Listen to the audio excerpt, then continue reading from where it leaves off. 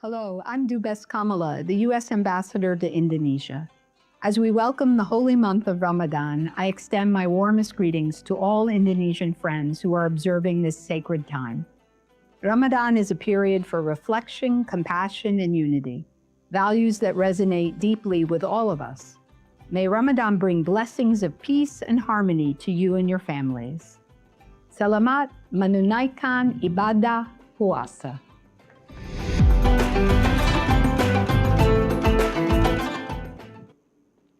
Good evening, everybody. Welcome to At America, the U.S. Embassy's American Center.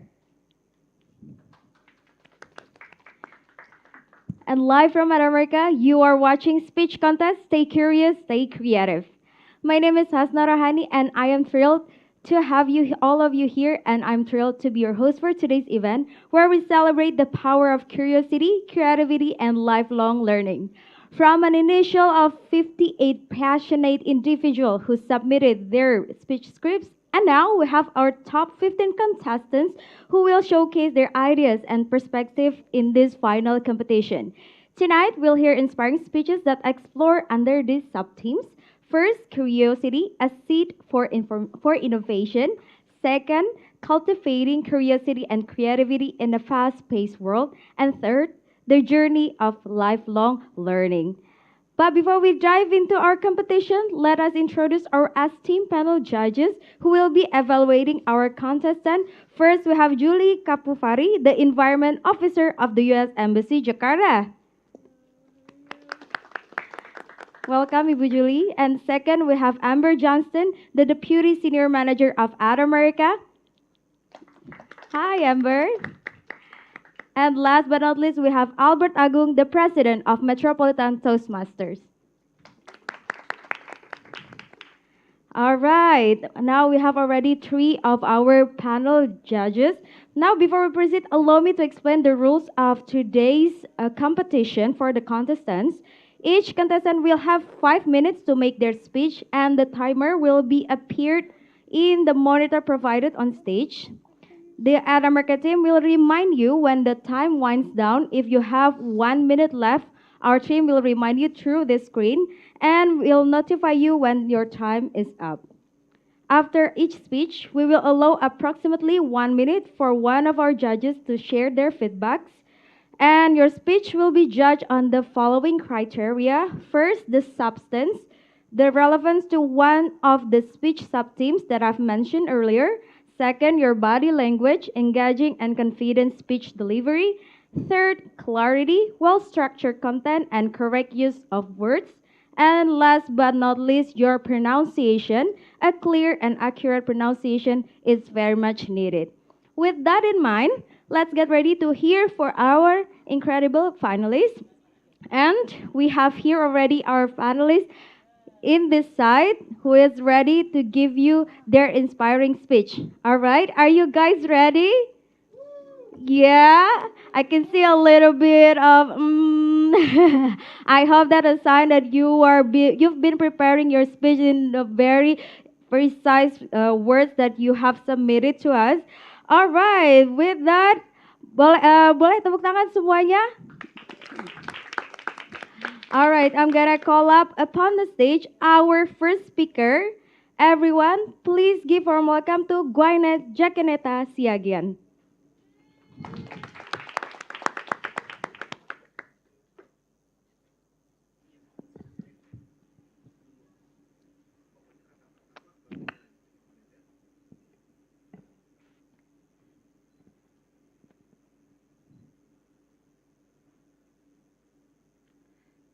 Have you ever wondered what happened after school?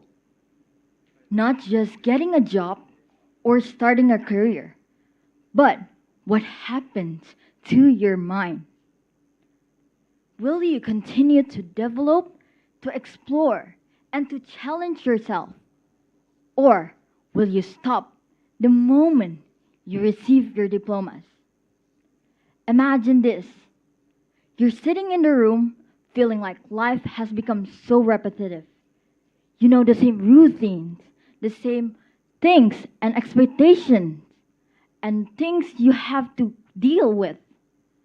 But what if every day felt like an opportunity to learn something new?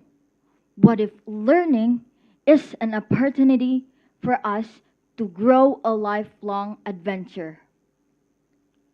Well, my grandpa was a missionary. Even in his final years, he had two dreams. First, to drive, and second, to teach. But more than that, he wanted to travel across the world and learn from the people he met. But the people told him that driving at his age was too risky. What he did? He ignored it. He didn't even listen. Then he practiced and practiced every day. The day he finally drove, he didn't just gain skill. He gained a freedom to go wherever he wanted to. Other than that, teaching was his calling. Teaching isn't only just about speaking, it's about listening. One time, he sat with the villagers, understood their struggles, and learned their customs. He believed that every place and every people has something valuable to teach. Even in his final years, he'll still try to learn how to walk up and down the stairs in his 90s. Amazing, right? Well, my name is Gwyneth, and like many of you, I've always wondered what comes next. I believe that I spent years in education from kindergarten up until high school, learning, studying, memorizing, and preparing the best for the future. But I realized something important. Learning isn't just about school. Learning it's about life. It's about curiosity and staying engaged with the world around us. The joy when you discover new passion and when you grow to find your true self.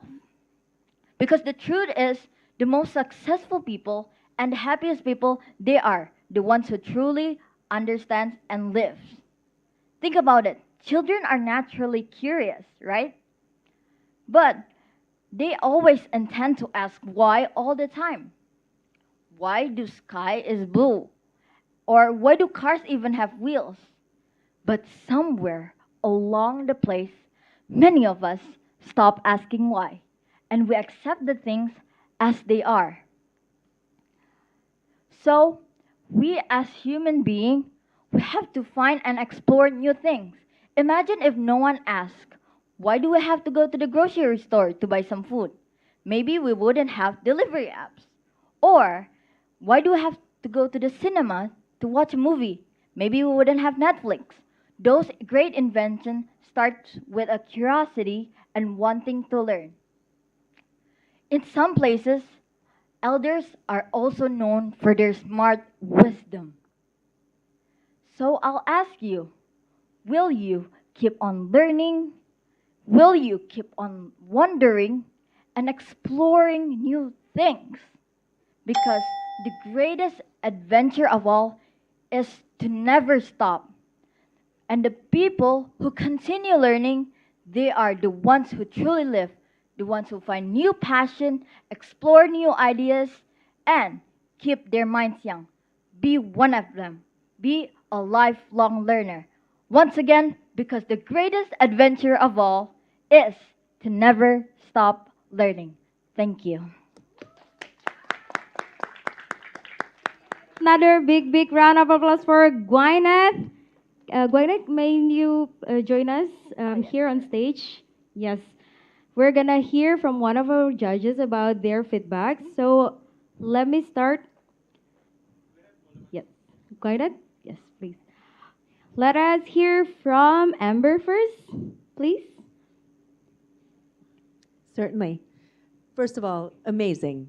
Thank you so much. I was so impressed by all of your stories. Your cadence was incredible. You spoke at a wonderful rate.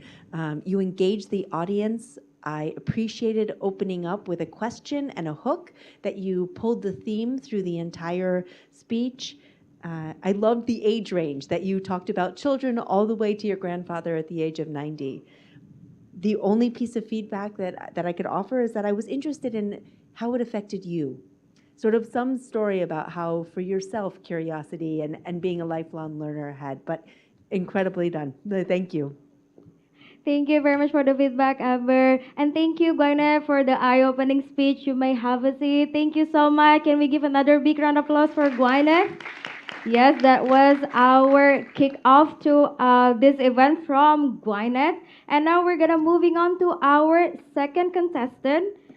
Let us welcome our second speaker, Nadia Fitriani Rustam. The stage is yours.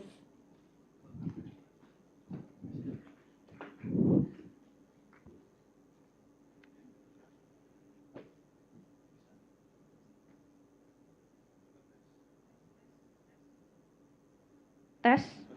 Okay. Hello, everyone. My name is Nadia, and I'm an artist. I love drawing, I love writing, I love immersing myself in art, the creative fields, the humanities, everything. To be a great artist, to make great art, in my opinion, you have to immerse yourself in your surroundings and take in all that nature has to offer. Now, I'm not the target audience to be on the receiving end of this talk because I personally defied societal expectations when I chose to study a degree in English in this economy. I know. But I was raised in a very STEM heavy household. It was very number crunching, it was very exam heavy. Grades were prioritized above everything else. And that didn't always mesh well with my love for poetry, paintings, novels, and music. Unfortunately, novels were considered secondary compared to textbooks. Poetry was less important than manuals. Music was seen as a distraction. And everything sort of had a clash of my interest and how I was brought up. And that type of upbringing doesn't stop at education. When you enter the workforce, you don't have as much time as you did in your youth, naturally. You don't have as much time to ponder, to be creative, to think freely, and you don't really have the time to slow down and appreciate art as you did before the hectic, often mind-numbing workload that consumes you inside out. And that mind-numbing sort of workload isn't a bug in the system, it's a feature. Art becomes less something that you experience and immerse yourself in, and more content to be consumed that is fed to you by an algorithm. Movies and TV shows become rated on a 5-star scale, podcasts and music become rated on a streaming basis, and critique and opinions are rated by how many likes and retweets that they get. With the with the rise of artificial intelligence and the fields of creative industries being sort of pushed out, with human artists being replaced systematically, and the defunding of humanities and arts colleges and universities, it's good to ask questions and it's good to be skeptical about why people in certain positions are very adamant on trying to get rid of the things that make us human in the first place, art and creativity. To be creative, to make art, is to question things and to imagine a world that is better than our current one. To be nonconforming in this context is to appreciate art in a way that others look down upon. It becomes a potential for progress in a way that other people can't quantify on a spreadsheet or a graph. Let me take. In this case, art becomes something that is liberating. It liberates you from the machine that wants you to be no more than a cog in the economic progress machine. And that's the takeaway, isn't it? To be a cog in a machine is to be uniform, to be like everyone else, to be and think and act like everyone else. And that's no fun. Creativity gives you individuality. It gives you a chance to think for yourself, to question the systems in place. It gives you so many things that can't be quantified on numbers or a spreadsheet. I've said that before, sorry. But the thing is, you need to stop and smell the roses. Take the time to immerse yourself in nature and everything that your people, the creatives, have given you. Become a creative. It's a small act of defiance in an otherwise very dull world. Thank you. Please remain on stage with me because we'll be hearing the feedback from one of our judges. Let us hear from Julie, please. Hello. Awesome. Thank you so much, Nadia. I really appreciate your speech. And thank you so much for being here tonight. I really loved that you introduced yourself during the speech and you made it very personal. I love that you also threw in some jokes and also some very real thoughts that a lot of us have on a day-to-day basis. I also love that you described art as a learning process and that we need to continue our creativity because the day-to-day can be very quantitatively judged. So I totally understand that. We would have loved to have more examples, painting a little bit more of a picture, like walking the audience through that day-to-day rather than just describing it. But all in all, amazing, and we're really happy that you're here. Congrats. Thank you so much for insightful feedback from Julie. Can we give another round of applause? Thank you so much, Nadia, for sharing your personal story. You may have a seat back as we're going to welcome our third speaker. And now please join me in giving a warm welcome to Fauzi Fadlur Rahman.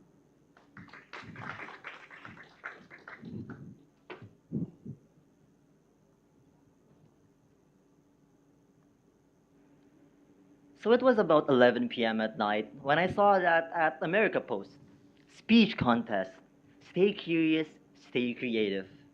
I thought it seemed interesting, so why not try it out? So I opened up the Google form, and the guidelines mentioned, and I still remember this, the script should be around 500 words. Now, I'm not saying that this 500 words thing is weird or anything. It's just that as a college student in the English Studies program, I've gone through numerous speech competitions here and there before, but never have I seen a speech this short. So I wondered, I pondered, I thought, why is the speech this short? Why is the main theme curiosity? How do I get my message across in around 500 words? I sat there, staring at the Google form, these questions echoing and reverberating around in my mind. Was it a challenge? A trick? A test? Was the length limit trying to push me to think differently? I didn't know. So I did what any curious person would do. I asked more questions. What makes people curious in the first place?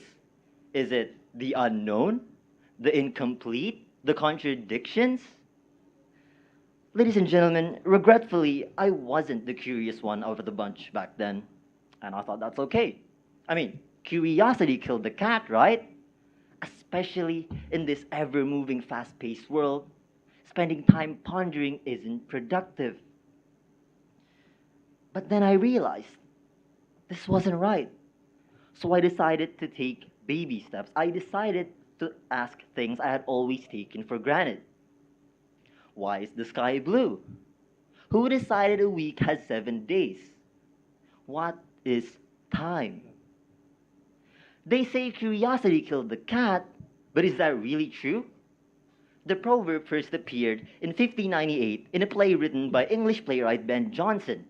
But back then, it wasn't even about curiosity, it was about excessive worry. So, if we go by the modern version, curiosity is dangerous. It leads to trouble. It should be avoided. But is that really true? Did curiosity really kill the cat? What if the cat stumbled upon a place with endless food? What if the cat met its long-lost friends? What if, because of curiosity, the cat found a better life? We often assume that slowing down is a bad thing, that it's a waste of time. That curiosity is a distraction in this fast-paced world where productivity is king. But really, what if curiosity is actually the thing that keeps us going forwards? Would we have electricity if Thomas Edison wasn't curious about light? Would we have airplanes if the Wright brothers hadn't asked, what if humans could fly? Would we have the internet if we weren't curious enough to explore the unknown? Ladies and gentlemen, curiosity didn't kill them, it transformed the world. And so can you. And yet, we live in a culture that tells us to keep moving, to stop asking why and just do, to meet deadlines, finish tasks, and get everything done as quickly as possible. But really, what if we gave ourselves some time? What if we gave ourselves some space to think, to wonder, to explore? Because, ladies and gentlemen, the truth is curiosity isn't a weakness, it's a strength. And maybe, just maybe, you'll be the cat that curiosity didn't kill, but set free. Thank you. Give it up for Fauzi Fadlur Rahman. You have actually a unique way to deliver your speech. Please join me on stage because we'll be hearing the feedback from Albert. Okay, thank you. So, hi. One thing, your speech was really well. I have no problem in finding your points. It is very good, and I love it. But no speech is perfect, and nobody is perfect, right? So, we practice. It's not to be perfect, it's to be better. And I hope that I can help you to be a little bit better. First thing first, this first 7 seconds is the most crucial and the most impactful of every speech because that's the make or break for people's engagement. Would you be heard or not? That's the first 7 seconds. That's the first one. And you're good with cracking the jokes. And then you add data, that's also good. And the problem with your speech is the construction. You have the opening, the body, but I haven't heard your conclusion yet. So the conclusion is also very important because if people dozed off within your speech, when you conclude, you remind them of your points, people can get a quick grasp of the whole speech in just like 10 seconds. Okay, so that's all from me. Thank you very much. Thank you for your constructive feedback, Albert. Thank you so much, Fauzi. You may have a seat back. Yes, remember, your first 7 seconds is your time to make it or break it. So either you make it or you break it. Okay, this is not as serious, so just be relaxed. So we're going to have our fourth speaker.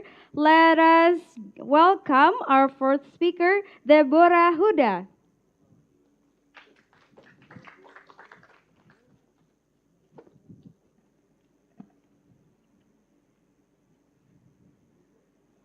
Do you have a big dream? I do. Can you imagine? A village girl with no directions and nothing, multiple values, could become a CEO? That girl was me, Deborah. I feel like a failure when I see my friend graduating, getting a good job, good salary, getting married, like their life is putting together. But me, I fell into deep depressions. I even didn't get up from my bed for days because everything that I tried did not work. I tried to work for a company or making my own business. All fails.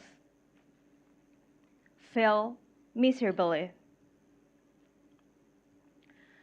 But one day, I felt so bored, so I decided, well, I try to apply for a job again. And after that long gap year of not working, the only job that I can get is a sales agent of an online lending company. My job? To offer students from university to another university to take loan from the company. It was exhausting, humiliating, tiring, and even sometimes I cried. I was not in a good position, but I had determination and stopped blaming myself and others, taking responsibility, and work on myself. I pursued education from multiple universities, but found that real world skill matters, so that I earned 88 certifications. My first breakthrough, I got an internship in a Web3 and AI company. That's where I learned how a startup works. Then I make my own startup, join hackathon. I failed again. I remember I asked for a loan from my parents to keep the startup running. But instead of quitting, my team and I choose to pivot to a software house. So we take clients to make custom website and mobile application from Taiwan, Singapore, Malaysia. You know what? Skills and persistence does make a difference. Then an opportunity come. Do you want to become a CEO of our company? A village girl like me, like working as a CEO in a foreign-owned company. Especially at that moment, actually I still live in the village, not in Jakarta like I am right now. I took the role and led people from different countries. Led the company, did Indonesian market penetration. I worked for this company remotely. But after some time, I realized the company values didn't align with mine. So I decided to resign because success is not just about the money, it's about integrity. Because the world is temporary. Well, today I run Deborah Tech. We're making custom website and mobile applications, sometimes digital marketing also, and I built Kita Kerja Remote, where I teach people how to work remotely, just like me.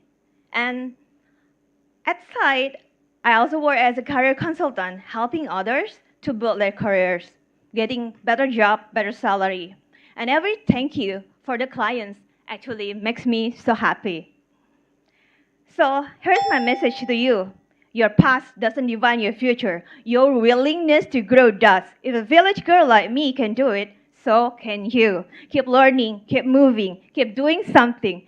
Passion, perseverance, persistence will take you anywhere. Dream big, work hard, and make the impossible become possible. Thank you.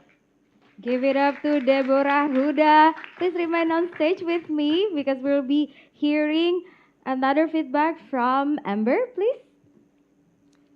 Thank you. I definitely take a breath. You did an amazing job. It takes a lot to share your story, and in such an honest and vulnerable way. And you did it in such a way that I was waiting for the next moment. And I think in a way where everybody can see themselves in that story. Really, really well done. I would say that the only piece is you ended on such a strong note. I would have loved to hear some of those themes tied throughout the story because it was incredibly engaging to get to hear where you ended up and just to sort of start with a hook so that you saw that woven throughout, but really well done. Thank you. Thank you for the feedback, Amber. Thank you so much, Deborah. You may have it. It's a little bit, probably it can be a little bit overwhelming when you share your own stories. So please feel free to take time for you to breathe and take a deep, deep breath. And remember, if the ring starts ringing, it doesn't mean that your time will be ended. It means that you still have 1 minute left to finish your speech, so don't worry at all. You can always pay attention to this screen so you can watch how many minutes left that you have to finish your speech.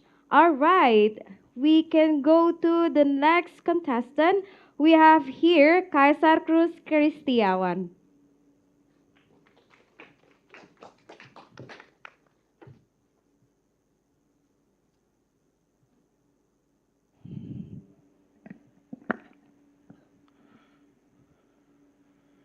It was cold, empty, and quiet.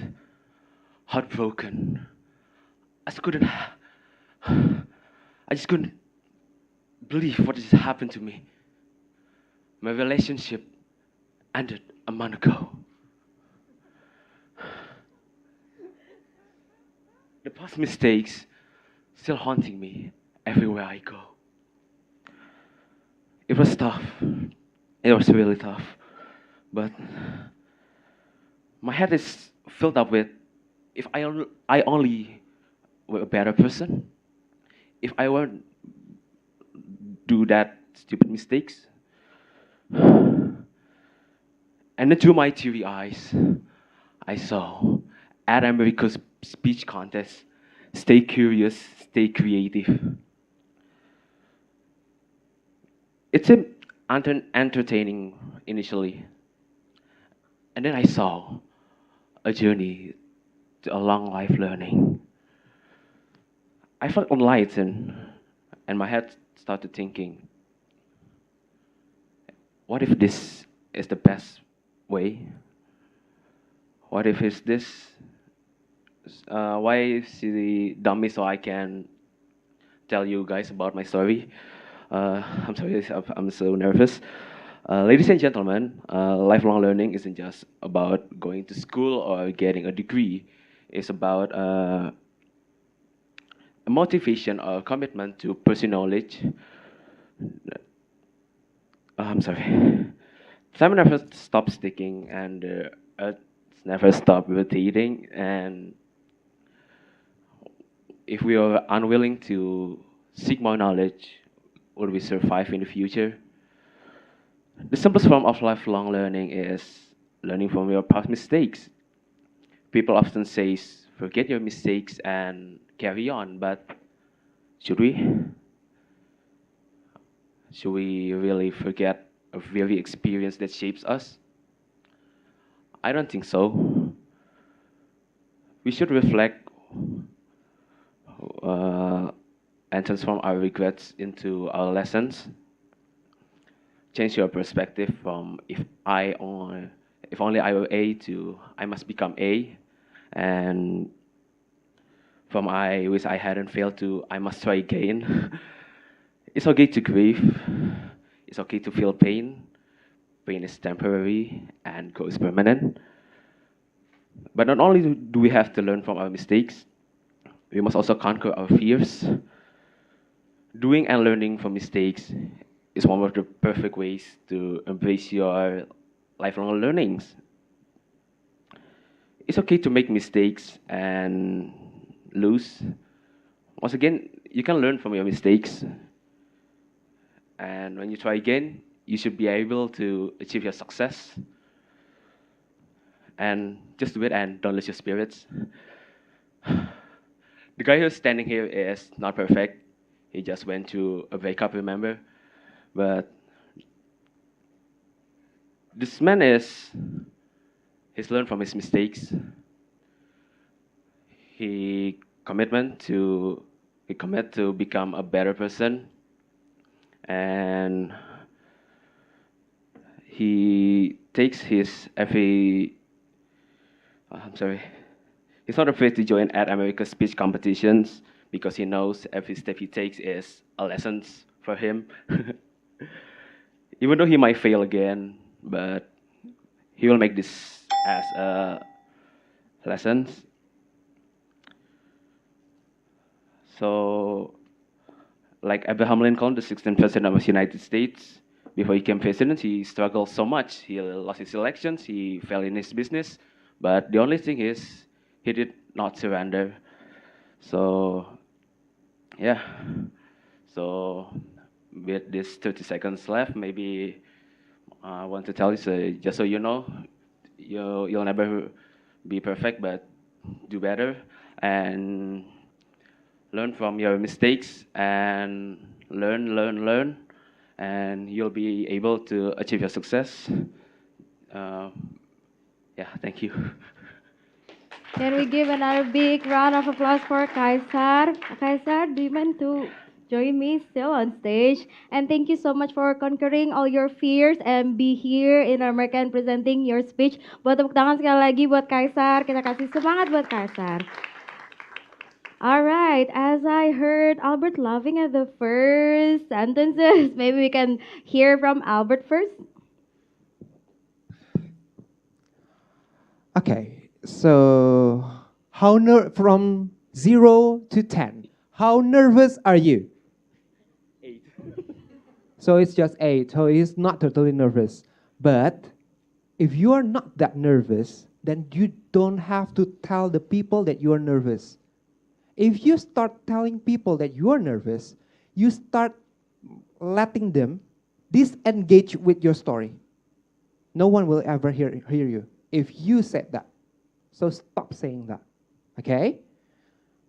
Even if that's true, don't do that. Okay, because the first point when you said, I'm nervous, it will ruin your train of thought. It will go derail. Because after that, I don't get any of your points. That would be like, I guess if you can sit there with the other finalist, meaning that your speech was actually structured well, but you don't deliver it well, meaning you need to rehearse more. You need to rehearse more. And if you want to have some time to think, then you have to use pauses. Okay, that's all from me. Thank you. Thank you so much, Albert. Thank you so much, Kaisar. Please have a seat. And I feel like we're going into 1/3 of this competition. So maybe seeing another contestant can be a little bit more competitiveness between our contestants. So I want to ask you guys to have a little stretch. Maybe you can move your fingers or do some face yoga. So yeah, make yourself relax. And are you ready now? Are you a bit more ready right now? Yeah, okay, let's continue to our sixth contestant. So, welcome to Sabrina Fitria.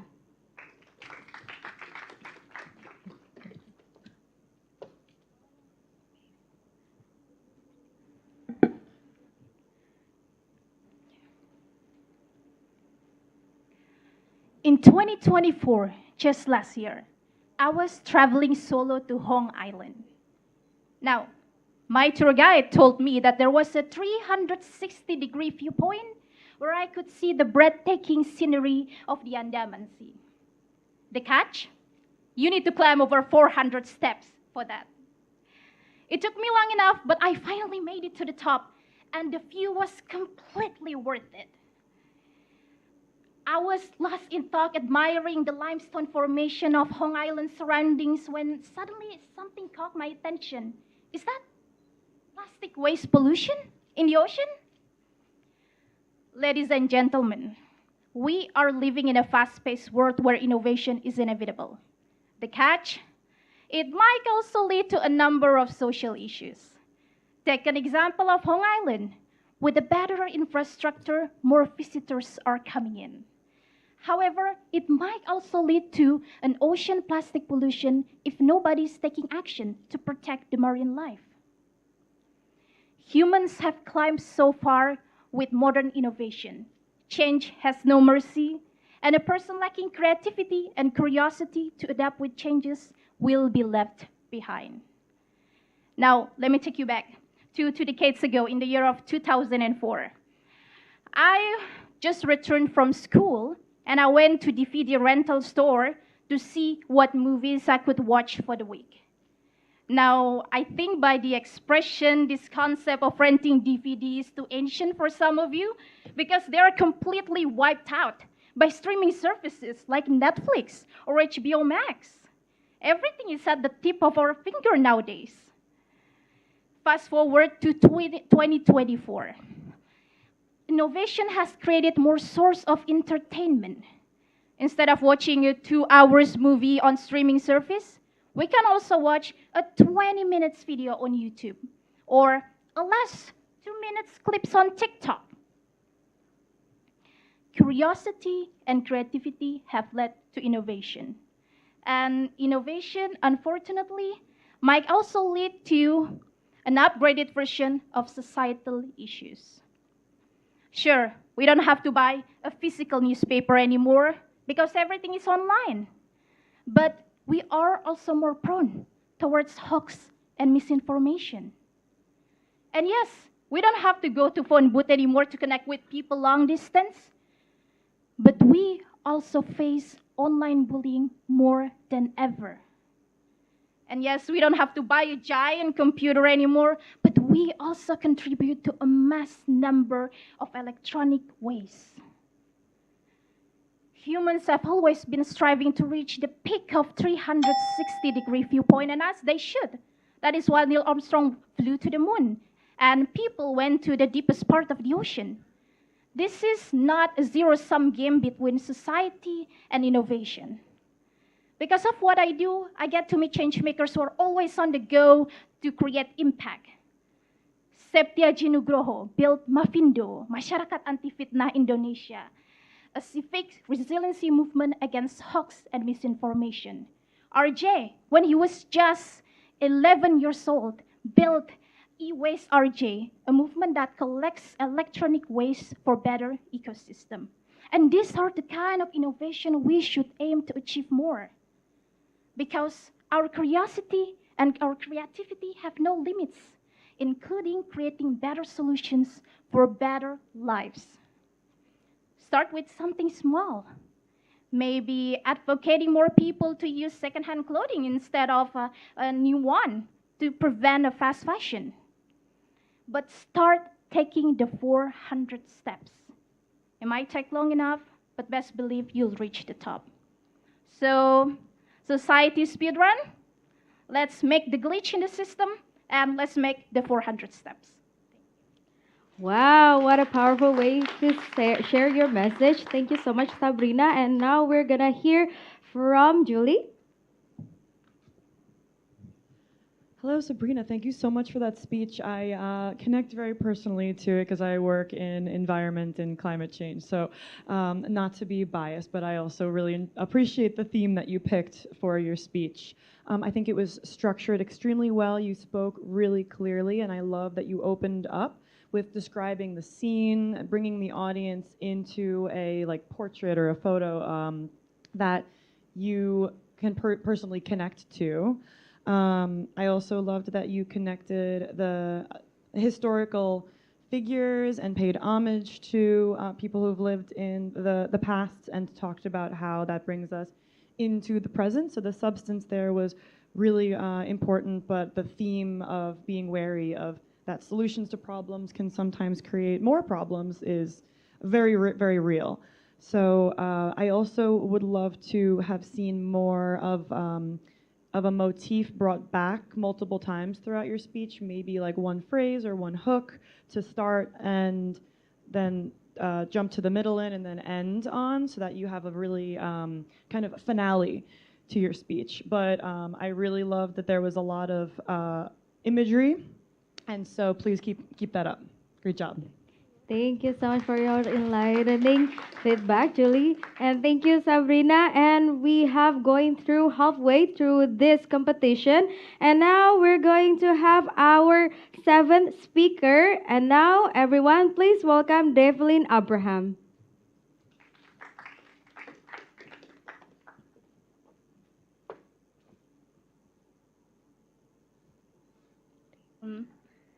Good evening, everyone. Have you realized that the world is moving too fast these days?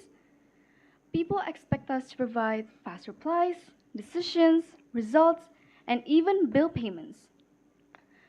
Many often choose to use their free time to scroll through their phone instead of reflecting on their lives and the work they put in every single day. It is no surprise that we live in a society that often sacrifices their creativity and ideas simply because they do not take their time to think. Now, the question is, what if slowing down actually allows us to generate amazing ideas that we can use to improve our lives for the better? Will we trade our free time for reflection only to think about ideas or things that we can use to change our lives? Well, unfortunately, most of us won't do that. One of the keys that sets successful people apart is that they take their time to reflect on their lives and change what needs to be done. When we rush through our lives, we often don't question what we are doing, purpose, habits, and even choices. Many people play with their gadgets, work in their offices, and repeat this habit again and again without even questioning themselves. Is this the life that I want? Another question that might leave some of you to wonder as well is, why does slowing down leads to realization? See, when we pause for a moment, we reflect on what truly matters. A person who is constantly rushing through their lives might realize that they're not improving or exploring. But instead, setting aside some time to think might help them gain a clear vision of their goals, smart decisions, and even recognize better opportunities. For instance, an entrepreneur needs some time to reflect so that they can discover new ideas that might help them improve their business. This tells us that when we step back to think, we don't lose time, but instead we gain clarity and ideas. So, the key to help us recognize where we are, what our goals are, and how we can achieve a better fulfilling life is by slowing down. When we allow ourselves to reflect, this is where creativity and ideas takes over. Many individuals discover new passions and desires when they allow themselves to step back and wonder. For example, an artist might also need to set aside some time so that they can discover new inspirations or ideas for their work. Therefore, in a society that glorifies speed, it is normal to assume that slowing down is just a waste of time. However, it benefits us by giving new possibilities, potentials, and even desires. Ideas and realization often don't come out in a rushed situation. It is instead formed in moments of pause. Spare some moments, take a deep breath, and let the new ideas form by letting your mind calm down. Because great ideas form when you allow them to grow. Let us together improve our lives by prioritizing reflection to change our lives in a busy world. I am Devlin Abraham, and thank you so much for listening. Hi, what a speech from Davelin. Davelin, please join me on stage still. And now we're going to pass it out to Albert, please. Okay, so me again. Your speech was really nice. It was well structured, and I love how you incorporate how you perceive this fast-moving world and slowing down, and how it can produce ideas and innovations within your life. And one thing that I have to point out is you can I saw you did a little bit of gestures like how is this, but it was because you used a podium over there and you don't really step back like one of the speaker behind.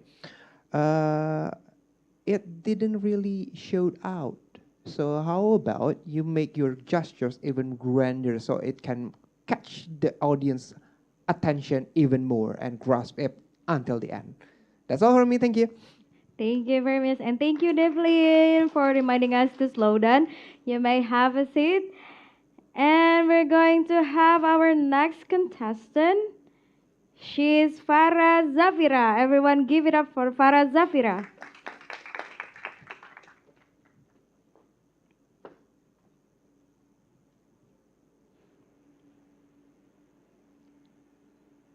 Have you ever wondered how the world constantly evolves with new ideas and innovation?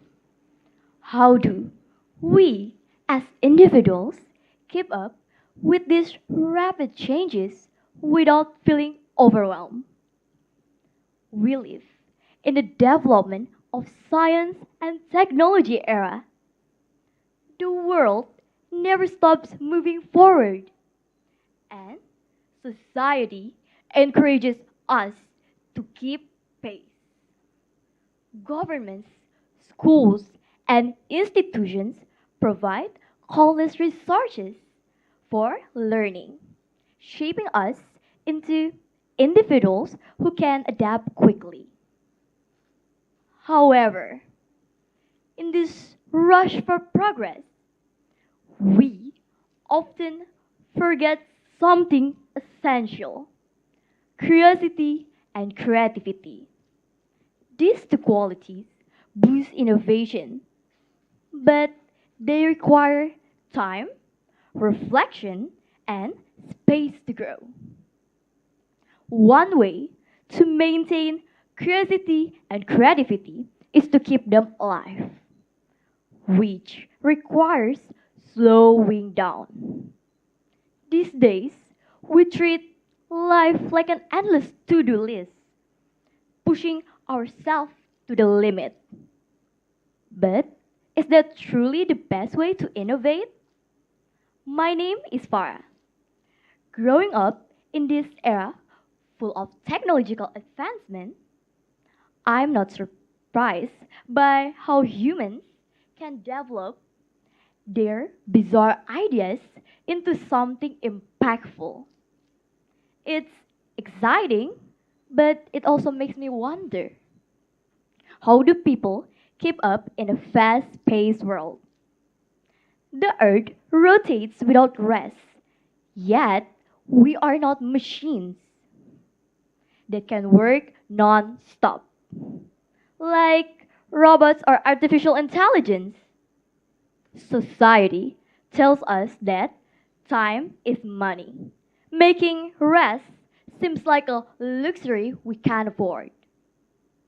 However, being adaptable does not mean we must sacrifice our well being. Many in our generation, despite growing up surrounded by knowledge, struggle to hold onto something we had as children but never fully developed: curiosity and creativity. Curiosity is what drives us to ask questions and seek answers. Also, desire to learn. Creativity is what helps us to think beyond limits and see the world in new ways. These two qualities are essential for solving problems, making innovation, and developing the future. Why does this matter? Because by maintaining curiosity and creativity, we develop a crucial skill: critical thinking. In a world that moves at a tremendous pace, critical thinking allows us to understand complexity, analyze problems, and create groundbreaking technologies. Think about professors, researchers, and scientists. Many of them spend their childhood immersed in study, with little time for anything else. But new ideas don't emerge from overworking alone. They require private space for experimentation, reflection, and brainstorming. It often takes years of dedication to bring an idea to life. Curiosity and creativity are not childish. They don't fade as we grow older unless we let them.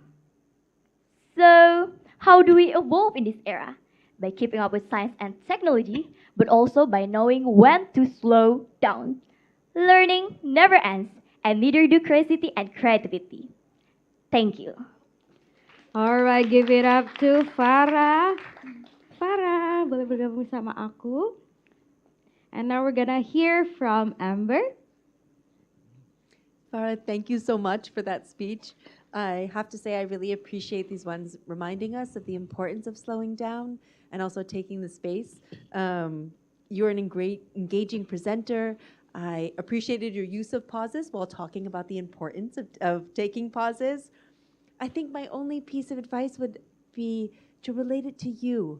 I was interested how it impacted your life, or a story of how maybe slowing down or not slowing down had sort of inspired you to want to talk about this subject. But wonderful job. Thank you so much. Thank you for your advice, Amber. Thank you so much, Farah. Yes, we have already heard our 8 contestants from their speech, and now we're going to move on to our ninth contestant. And without any further ado, please give a warm welcome to Reynathan Christopher.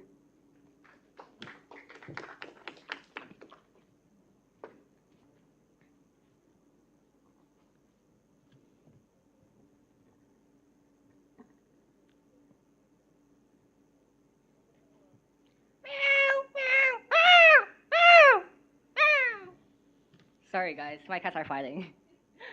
Well, for the longest time, my mother has always said I'm a curious child. Not the future Nobel Prize winner kind of curious, but more like, what do cats fight about kind? So one day, I set up an experiment where I put 2 of my cats together in the same room while I watched them all night. I know, this might sound a little bit stupid, a little bit nonsensical, but trust me, at that time, it was like a life or death mission. Have you ever had those late night thoughts or experiments even that didn't really make sense, but you just really wanted to know the answer? Yeah, I was feeling that too. But anyways, the plan kind of failed because my cats probably knew that I were spying on them, or because I was also sleeping at the time. But so the next day, I went to school and I asked my classmates the same question. What do cats fight about? Cats are probably fighting for world domination. No, I said, I obviously rejected the idea. I said, probably because they're fighting over who I love the most. So after spending hours debating it, we didn't came into a conclusion, but we just talked other things. And from that conversation alone, I realized that curiosity isn't really about the question or even about the answers. So what is curiosity all about? Well, I think curiosity is about the conversation it sparks. Curiosity isn't something that we're supposed to do alone. For the longest time, I thought that curiosity meant locking yourself in the room, reading books, or disappearing down the Wikipedia rabbit hole until you can make a TED talk about SpongeBob SquarePants or whatever. But apparently, after that cat question, it became a weird bonding experience. And so, after that, my seatmate and I talked a lot, from conspiracy theories to astrology. And from that point, we became quite close friends. Have you ever sat on a flight and you wonder to yourself, why do airplane food taste so bland? And you turn around to the person sitting next to you and say, hey, have you wondered about that too? No hands? All right. I know what you're thinking. It's embarrassing, right?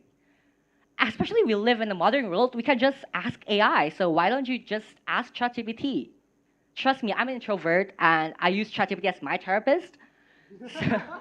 So yes, ChatGPT can give you answers in seconds or even milliseconds, but what it cannot give you is that expression when someone's eyes light up and say, hey, you know what? I was wondering about that too. They cannot give you the tangents, the debates, the weird personal answers or stories from a genuine conversation. That's when I realized that curiosity is at its best when it's shared. Curiosity is contagious. When you share your ideas to someone, you don't only share your perspective, you trigger and invite them as well. When you share your ideas, you make friends and build communities around niche topics such as Shrek or bowling or even pop culture, whatever. But more important than that, when you share your curiosity, you learn more about each other. In a world more polarized and divisive than ever, we need curiosity to connect. When was the last time you shared your curiosity to someone? Because the best ideas, you don't make them alone. It takes a community.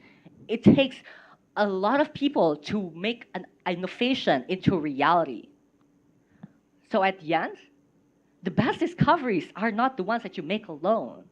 They're the ones that you stumble upon together. That's when the moment that curiosity is best shared. So to end this speech, I want to ask you one question. What do cats fight about? Thank you. Wow, give it up to Ray Nathan. Inspired people inspire.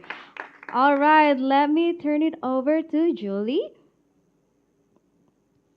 I'm having trouble coming up with critiques. I honestly really enjoyed the boldness of the fact that you just got up there and making cat noises. Like, that takes a lot of courage. No, I love it. I keep doing it. I think that was an amazing theme. And I was about to write, oh, tie it back to the cat story, and you did. So I really love that you also put the audience in your shoes by describing a personal story with your own central curious question.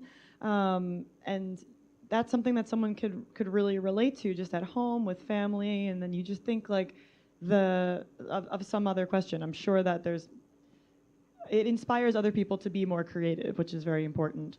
And I like that you also tied in very funny examples from pop culture, and that I think really set a really good picture in the mind of the audience too.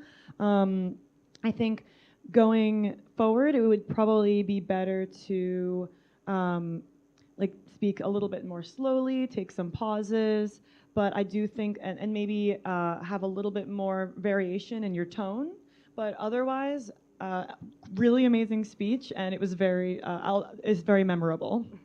Wow, thank you so much, Julie, and thank you so much, Ray Nathan. All right, we still have 3 more contestants left, but let me do a little quick check-in with you guys. How are we feeling, audience? Are we feeling inspired? Yeah, I want to hear Moore's voice. Are we feeling inspired? Yeah, okay, that's what I want to hear. All right, we still have 3 more left, as I have said before. And now, without any further ado, I will call upon the stage our next contestant, Chesa Aisha Yudi.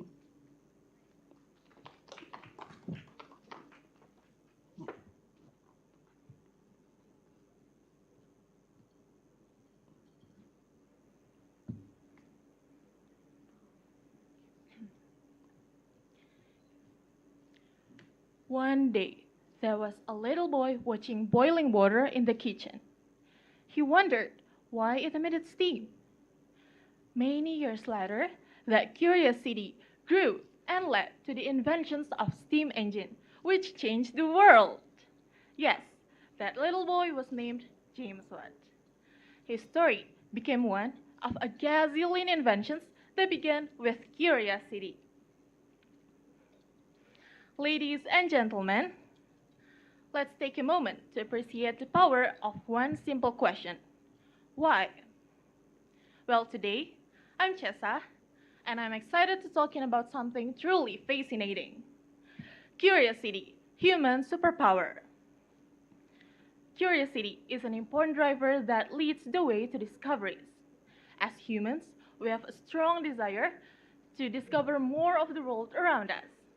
We want to open the curtain and let the lights in so that we can see more of all the hidden connections that bring us knowledge we can use to improve our society and quality of life.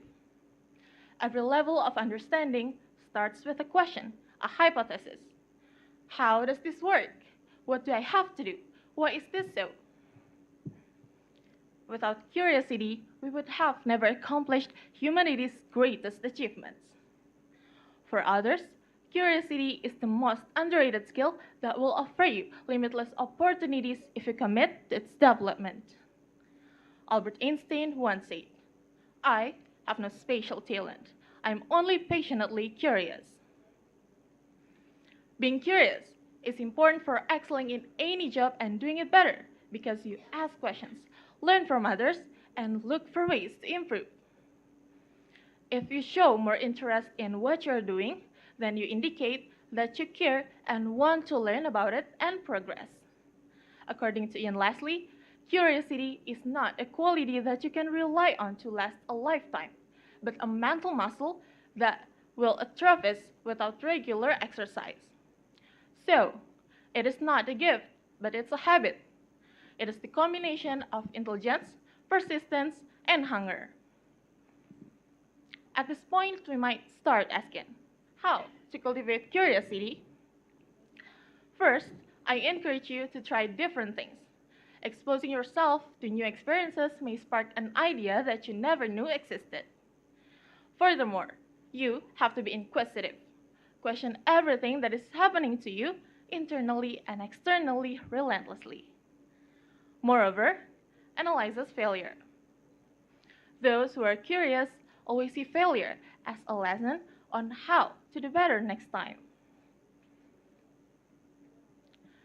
Curiosity offers you a wider lens to view the world, allowing feedbacks from different perspectives and experiences.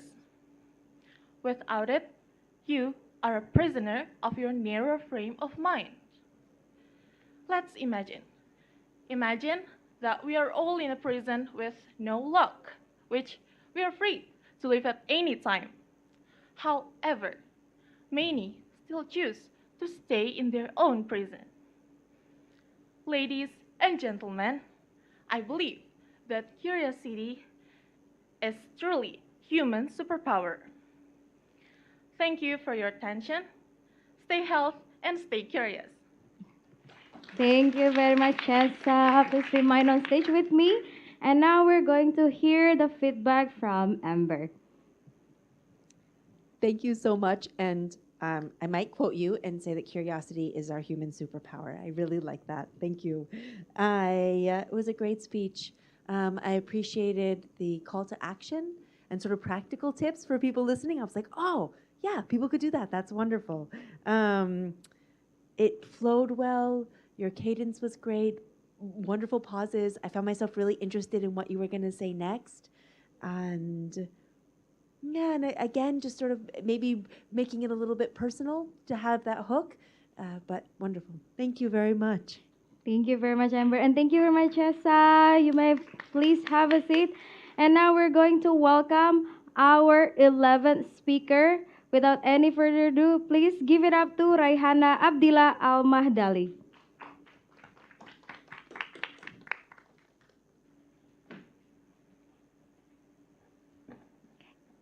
Hello everyone, my name is Raihana and I'm going to be starting this speech by introducing myself. I'm 16 years old. I go to a boarding school far away from here and I'm actually very thrilled to be standing here. It's a wonderful opportunity. Hi Mom. Okay, so I want to talk about our Earth here. I'm going to start off by talking about our place of living. You know that our Earth is going through a rough patch right now. We have global warming, droughts, and you see, people are spreading awareness these days. You know, reposts on Instagram are always happening. $1 for a tree or one repost for one tree. Ever wondered how these trees become so big? How they can grow so tall, even taller than me? You see, it all started from seeds. It's a basic knowledge that everyone knows. If the seeds are so small, it could be smaller than my fingernails. And, you know, it's just, for me, it's mind-blowing how something that small can impact our Earth that big. It could, you know, it has an enormous impact on our Earth. Now, ever wondered how that could correlate into our social life? See, let's take being curious for an example. Okay, we ask questions as humans. We have the urge to point out the things that are different. I mean, when I see something that I don't know, I would ask, what is that? What? I've never seen that. And when someone sees something that is strange to the eye, rather advanced, they would ask. Now, why is it that we ask questions? It's confusing. But somehow there's an explanation for that. So my teacher, my English teacher, her name is Miss Pat. She uses life science as one of the references for us to read the articles, for us to improve our English skills, and discuss it over with her. And I found an article that seems to be questioning the questions. Why do humans feel curious? Now, I clicked that article, and then I was like, okay, this article is funny because it's questioning the question, right? And turns out, according to life science, humans crave to know and understand the things that they don't know. Amazing, right? You know, there's no exact definition for what curiosity really is. It's been ingrained in us. Ever since we were a baby, we would see a dust on the floor, and either we eat it or we throw it away. We don't know what happens in the mind of a baby, but it's what happens. I've seen my niece and nephew do it. And yeah, it's amazing. Turns out being curious gives us a lot of things. You know, you can increase your work performance simply just by being curious. Okay, I have a story. The first time I did public speaking, I fainted in the stage. Yeah, I fainted in the stage because I was overwhelmed by all the eyes looking at me. But then I was also curious why I fainted. My teacher was, she was very comforting, and she laughed at me a little. It's a joke now. And see, that's why we can increase our performance simply by asking what's wrong with it. Being curious can encourage your brain to think outside the box. You know, the more questions you ask, then your brain analyzes the answers, and then your brain it's critical. You mean it gives critics to the answers you get, and then it gets a full understanding, which is fun. It's fun for me. And when you go there, you understand that being curious itself can help you. It can help you solve your problems. The more understanding you have of a lot of things, it helps you. Now let's go back to the thing I was talking about before. On the first time, I was talking about trees, and we can take that as an analogy. See, think of the questions you ask as the seeds you plant. The more advanced your understanding is towards the questions, towards the answers you have to your questions, it makes the trees grow taller and taller. If you ask a lot of questions, you can gain a forest of knowledge. Somehow, you're the next genius who knows the answer to everything. Ladies and gentlemen, I'm Reynhana Bilal Madali, and that is my perspective on how far a seed can take us in life. Thank you very much. Give another round of applause for Raihana. Raihana, please join me on stage over here. And now we're going to hear the feedback from Julie. Hello, Rihanna. Thank you so much for that really incredible speech. I really loved the tree motif and how you brought it back at the end. I also loved that you asked questions to the audience. Your whole tone was very comfortable and conversational, so it really felt like you were talking to me, but you're actually talking to all of us here. I like that it felt like a one-on-one conversation. I also liked that you talked about scientific evidence and how you brought it to your day-to-day and what you learn about in school. And I also really enjoy that you talked about a very personal story about asking about problems, getting to the root cause of, whether it's something as simple as fainting or climate change. So I would have really also loved if you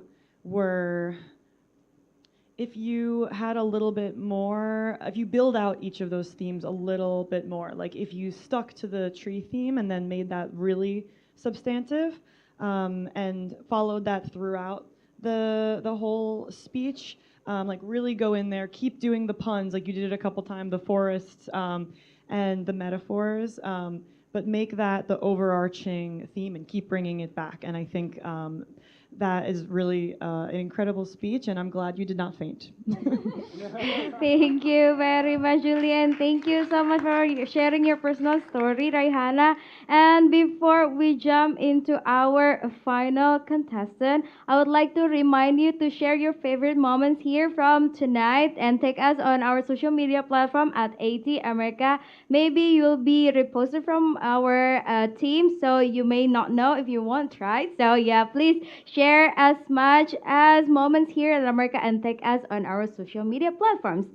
And now we're going to move on to our last contestant. Everyone, please give it up to Salwa Rafila.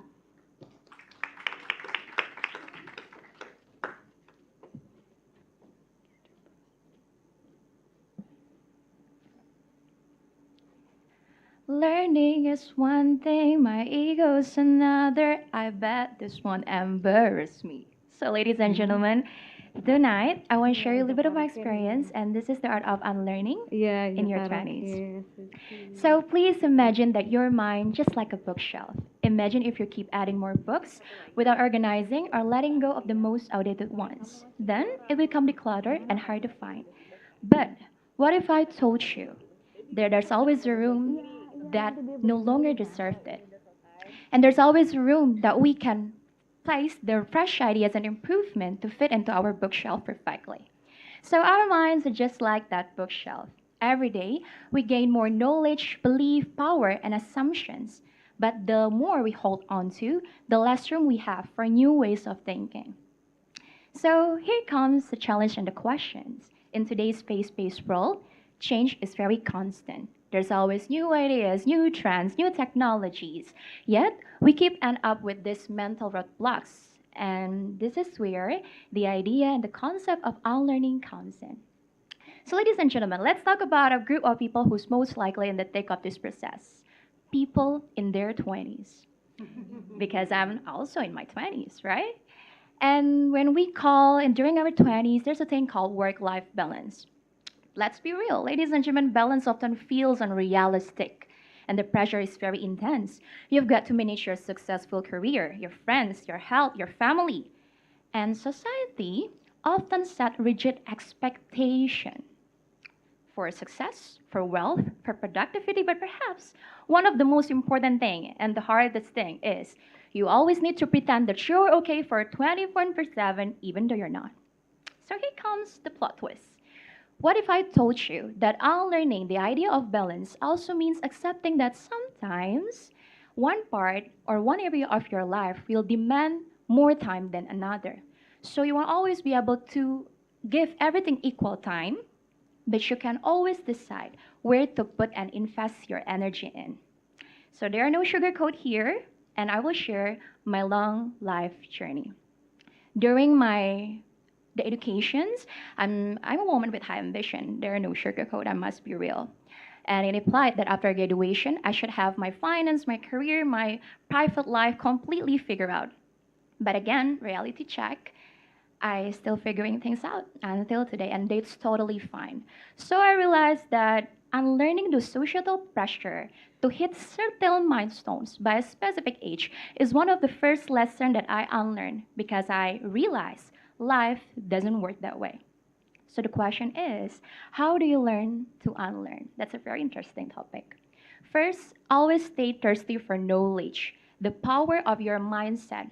For example, if I catch myself thinking that I've mastered a skill, then I will change it into, yes, there's always room to grow because new learnings and new improvement can make me a better, even better person.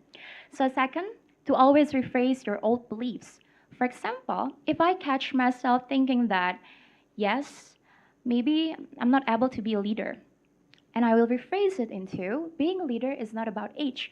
It's about maintaining your positivity. It's about taking an action, creating an impact, and that's what a leader is. What exactly I'm doing right now. Last but not least, to seek diverse perspective. You will be amazed, ladies and gentlemen, at how you can change by challenging your current perspective, just like reading books, listening to podcasts, and most importantly, engage with people who think differently from you. So in all, I want you to close your eyes and imagine where you're navigating in a world that constantly tells you what you should be, what you should have, how you should do it, everything in between. This is a stigma from the society. But again, I just want to remind you, like I did. My name is Rafila, and I created my own platform, Public Speaking Skills and Presentations, called Learn Lab ID, which I realized until today that this is my passion, to be able to talk to you in front of this and being able to touch this podium with all of my heart, sharing my journey from A to Z.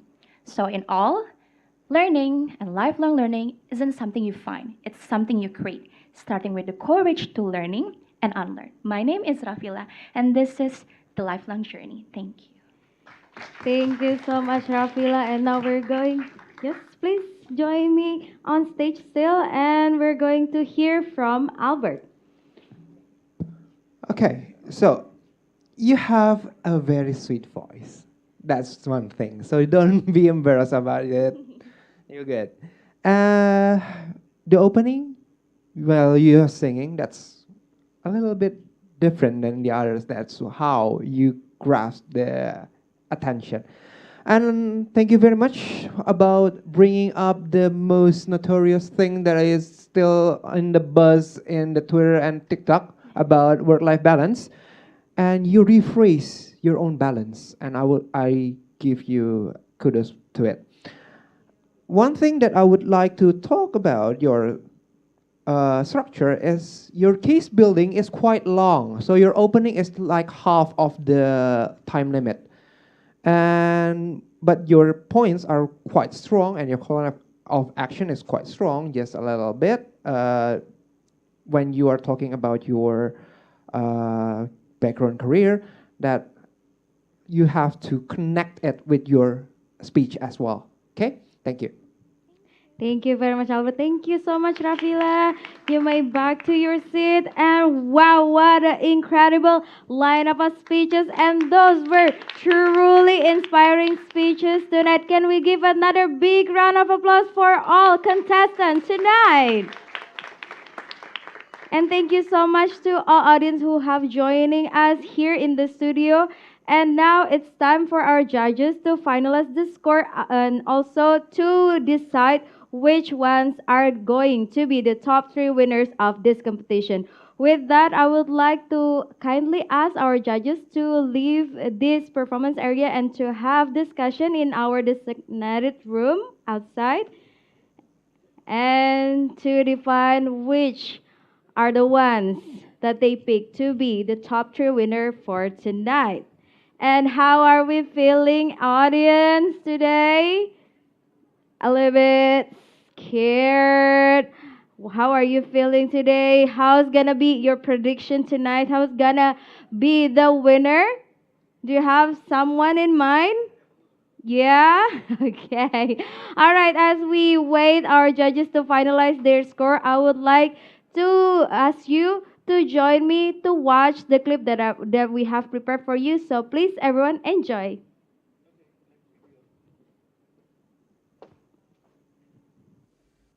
Hi everyone, and Happy New Year! Welcome to At America. We are the U.S. Embassy's American Center, and here we have a mission to provide a space for young Indonesians to learn more about the United States. And hello, my name is Patricia Elizabeth, and we're back with Throwback at America, and today's episode is At America Academy.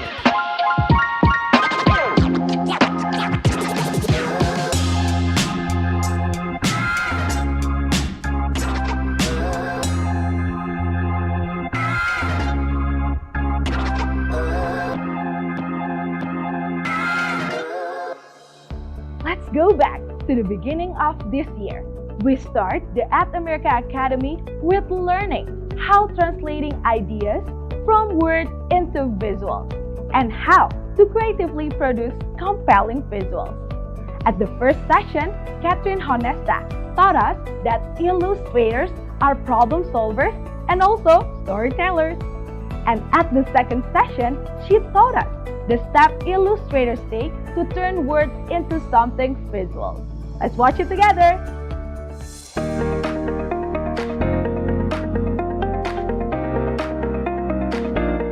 Aku percaya bagi kalian yang nonton dan kalian yang tertarik dengan seminar ini, kalian pasti adalah seorang ilustrator, designers, atau mungkin aspiring illustrators. Sebenarnya pekerjaan kita sebagai ilustrator tuh apa sih? Apakah kita cuma tukang gambar, quote and quote? Apakah pekerjaan kita cuma, nah nih gambar dan kita akan gambar?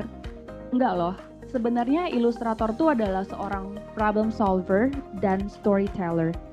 brand yang datang ke kita ataupun klien yang datang ke kita itu mempunyai sebuah problem yang harus kita pecahkan. Contohnya, mereka mau mempromote buku mereka mau mempromote barang mereka supaya mereka bisa meningkatkan sales mereka, dan itu adalah cara kita bagaimana caranya untuk bisa membuat itu berhasil gitu.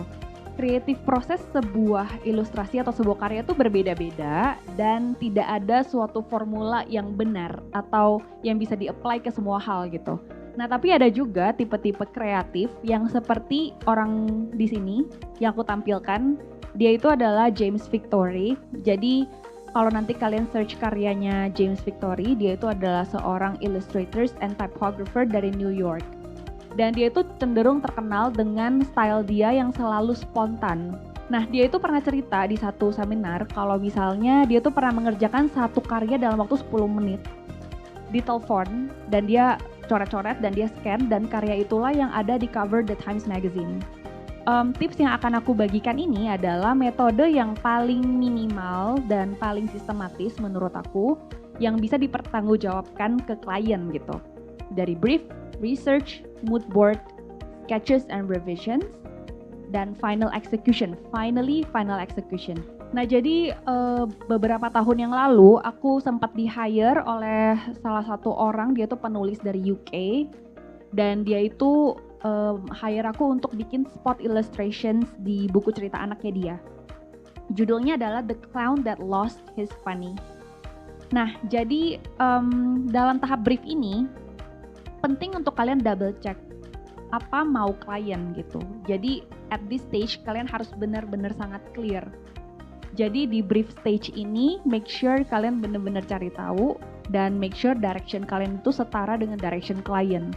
Aku akan jelasin gimana caranya aku menciptakan karakter lion. Jadi di salah satu cerita tadi itu ada karakter lion. Dan di cerita tersebut lionnya ini adalah seorang pengecut. Nah, jadi again, ketika kita dapat brief, make sure kita harus punya words yang tepat. Ini adalah pertanyaan-pertanyaan yang muncul di pikiran aku ya. Jadi kayak singa itu kayak gimana ya gitu bentuknya. Terus singanya cewek atau cowok itu juga udah beda karakter kan. Dan kalau misalnya sirkus tuh stage-nya seperti apa dan segala macam. Nah, jadi pertama-tama itu do a lot of research dan details really matter. Jadi kita benar-benar harus pikirin every single details gitu. Kita coba deh ngambil inspirasi atau ngambil research itu dari sumber-sumber yang berbeda. Tujuannya ada dua hal, yaitu satu, supaya kita tidak menciptakan apa yang sudah ada, dan juga untuk mengambil inspirasi. Jadi kuncinya itu adalah untuk mencampur research kita dan juga untuk memodifikasi research kita gitu. Nah, ini adalah contoh karyaku yang jelas-jelas secara obvious tuh di-copy oleh seseorang. Don't be a bad thief, where people can see where your inspiration from. Ketika orang melihat karya kamu dan orang langsung bisa tahu, ini kan mirip karyanya ini ya, atau orang bisa langsung pinpoint where your inspiration come from, berarti kita tuh gagal dalam tugas mencuri ini gitu. Again, ini salah satu contoh, meskipun dia tuh tidak mengcopy secara 100% seperti ini, tapi this is still a bad thief. Nah, mood board ini juga penting sebelum kita melakukan sketsa atau bahkan ilustrasi. Karena menurut aku penting untuk kita untuk menangkap moodnya terlebih dahulu. Karena ini akan menurut aku berkaitan dengan layout bahkan nanti ke depannya gitu. Mood board yang bukan mood board yang bagus adalah dimana itu terlihat terlalu messy ya, terlalu berantakan gitu. Berarti kita masih belum bisa menyimpulkan kita tuh sebenarnya directionnya mau kemana. Jadi setelah kita dapat mood board, otomatis kita dapat color palette yang kita akan pakai.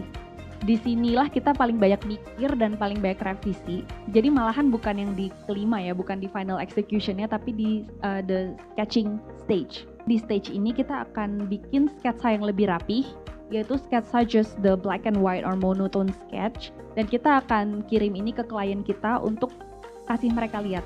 Disinilah klien bisa feedback dan mereka bisa kasih tahu kalau ini tuh oke atau nggak oke. Nah, disitulah kita revisi lagi sampai klien dan kita sama-sama itu punya satu approval yang sama kalau oke, ini adalah pilihan karakternya, let's go with it. Nah, barulah aku akan meng-apply color palette yang aku sudah kumpulkan di mood board tadi di karakterku, dan ini adalah the final version of the characters. So, aku punya karakter yang aku sebutnya creature daripada orang or person, namanya Blink. Dia hidupnya di Blob City. Dia living di tree house of bubble. Terus dia suka banget sendirian. Dia tinggal sendirian, tapi karena sendirian dia jadi bisa explore banyak hal. Sebenarnya ini merepresentasikan kayak pikirannya dia itu banyak banget branches. Alright, now it's time for the moment we have all been waiting for, the results. Before we announce the winners, I want Yes, thank you so much. I want to take a moment to acknowledge all of our contestants. Can we give a huge round of applause for all the contestants? Each and every one of you has done an incredible job, and we are so proud of your dedication and passion. And we will now announce the top winners of the speech contest. Stay curious, stay creative. With that, I would like to invite all of the judges to come up on stage with me.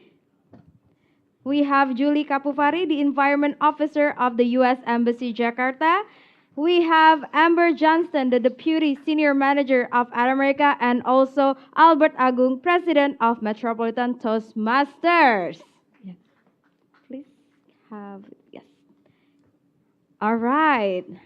Are you guys ready to announce our top 3 winners? We're ready. Okay, we're so ready.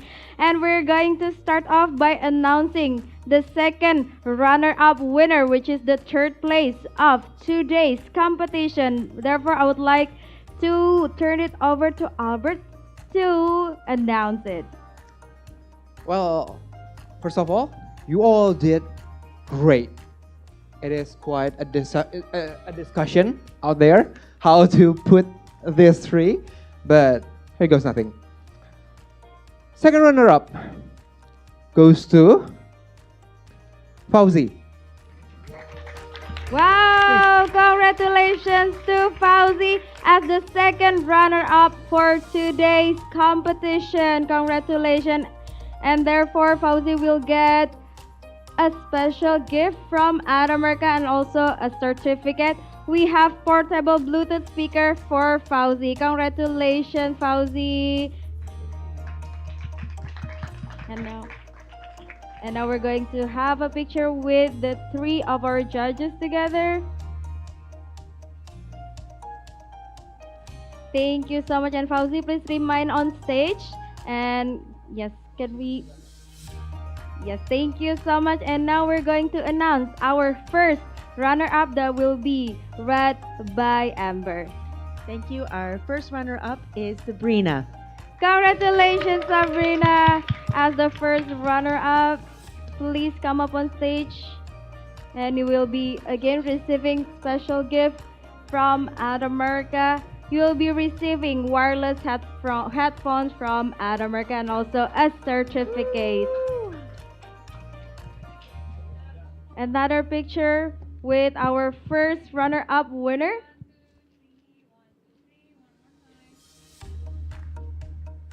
Thank you so much, and Sabrina, you may join Fauzi. And now, the big announcement of tonight's competition will be delivered by Julie. Please, Julie. Hello, congratulations to all the participants. I would like to announce the winner is Reynatan. Congratulations! Big congratulations to Reynatan for winning today's competition, speech competition. Stay curious and stay creative. With that, Reina will receive the true wireless earbuds and also an exclusive medal and as well as a certificate from Adamerica. And now I need everyone to squeeze in and also to take picture with our winner and also all of the judges.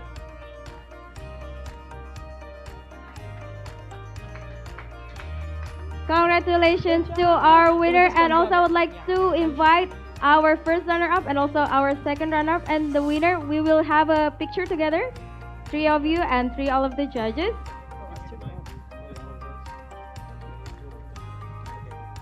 Okay, the winners in the middle, the jury, one of them.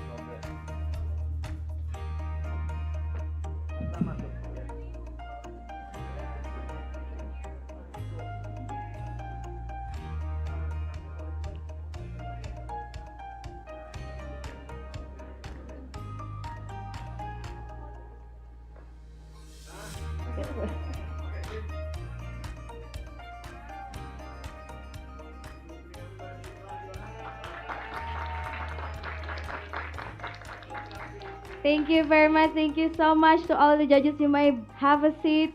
And thank you so much all the winners. You may have a seat again. And that is the announcement. Our top three winners for tonight. Can we give another big round of applause? What a competition. It was a really hard decision, I'm sure, for all the judges because everybody went super well with their speeches. And stay tuned to our upcoming speech contest because we will be having more hours speech contest. And also, you can find out more on other competition in At America, not only just speech contest. And once again, a massive congratulations to our top three winners. And also, thank you so much, all the contestants, for your participation. And don't forget to redeem your certificate right after this event ended. And thank you so much, all the participants, for joining us today. And stay tuned to our social media platform.